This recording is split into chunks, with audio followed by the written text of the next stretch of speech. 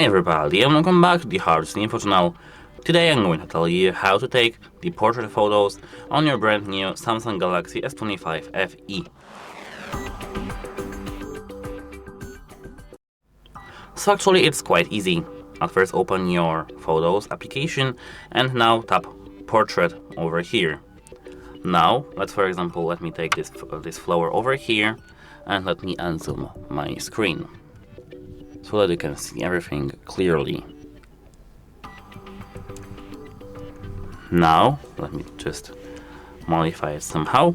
Here we have our phone, and now here they have our subject, which is this flower. Here, if you have our portrait mode enabled, here, as you can see, find a subject to focus on. Find yourself the subject. You'll see ready label here at the top. If you have it ready, you can tap the photo icon. Then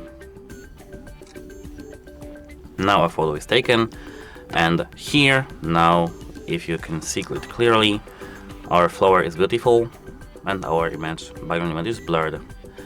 And that's it for this video actually. If you found this video helpful, please consider subscribing to our channel and leave a like on this video. It's very important to us to have your feedback.